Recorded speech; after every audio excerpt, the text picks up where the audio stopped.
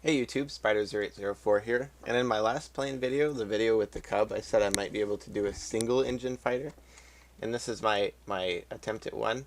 I wanted it to be like a old fighter, maybe 5 to 10 years before World War II, before everything got aerodynamic. And I've named it the Brew, because I modeled it after the body of a brew. It's not exact, I just took the body shape. And on planes with a radial on front, I like the air cooling bypass, so I put one of those on there, and I like nice big propeller hubs. It's just my preference. Now this has everything that the Cub had. It has flaps and a rudder, but it has something that the Cub didn't have. If you watch the back tail wheel, someone had the bright idea, and they told me to ball socket the tail wheel to the rudder. This gives me ground steering. I don't have to lift the tail up anymore to steer on the ground. Now, I was trying to do a single engine plane that was better than the last one I've done, and that would be the water plane. Back then I didn't really know how to do engines that well, or propellers for that matter, so I've beat it by a long shot. This goes a lot faster. Now, for the engine, it has a 15-cylinder 3-bank radial, and each bank is offset by 120 degrees. You might notice the GPS there. I actually did this before I made my last video, the engine tutorial, but I haven't gotten around to filming this yet. Anyway, each bank is offset by 120 degrees. So this is piston 1 for bank 1, this is piston 1 for bank 2, and this is piston 1 for bank 3, and like I said, they're offset by 120 degrees, and they all fire at the same time. Now, for some reason when I see people do radials, multi-bank radials, like a single bank radial is inherently unbalanced, so I suggest more than one bank. But when people do more than one bank, for some reason I see them do this like 3 times, and that's okay. But if you rotate your banks, you'll get a lot more balanced and happy engine. Now the Cub had 500% fin, 20 weight propeller blades. These are 350% fin, and that's because of the massive torque on a single engine fin prop plane. I have an auto trim system to adjust this. Just sitting here, it has a little bit of trim because, like, if I'm coming in for a landing under no power, the spinning propeller will exhibit torque on the body.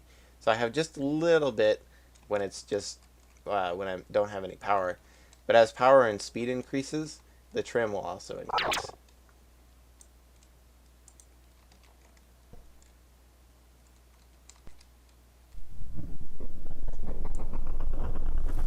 You can see here, I'm maneuvering on the ground at quite a low speed,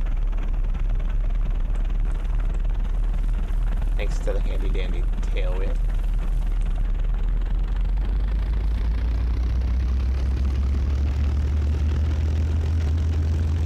I tried to make this feel really old. Just like if you got in it in real life, it'd be kind of sketchy. You can see the engine RPM there. In this, I tried to keep the engine RPM less than the other one. So like, on the level, it'll get up to like 450, but still on a dive, it'll get up to like 600, but yeah. Now, I believe the water plane went like 25 miles an hour. You can see we're going 50, no problem.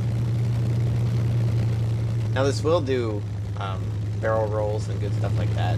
It'll do a loop, but it like barely has any power to do the loop. It'll fly upside down. Ooh. It's a little tricky to fly. Now this does have an interesting thing about it. If I go up like this, and then I use lots of rudder when I stall, it'll get into a flat spin, and like it's super hard to recover from the flat spin. So I'm not gonna demonstrate that because it, like, I can't recover like 90% of the time. Anyway, see, I believe it's been a good chance to see its flight characteristics. I'm gonna try and land.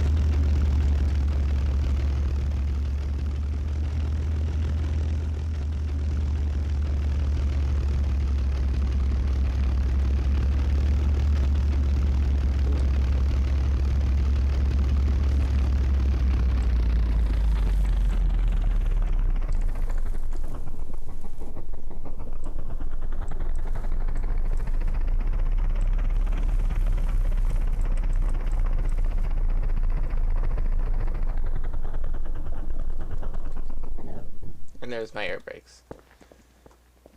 Anyway, yeah, that's Brew. First single engine plane in a long time. Works a lot better than the last one. Yeah. Thanks for watching. Don't forget to rate, comment, subscribe. Have a good one. Have a happy new year.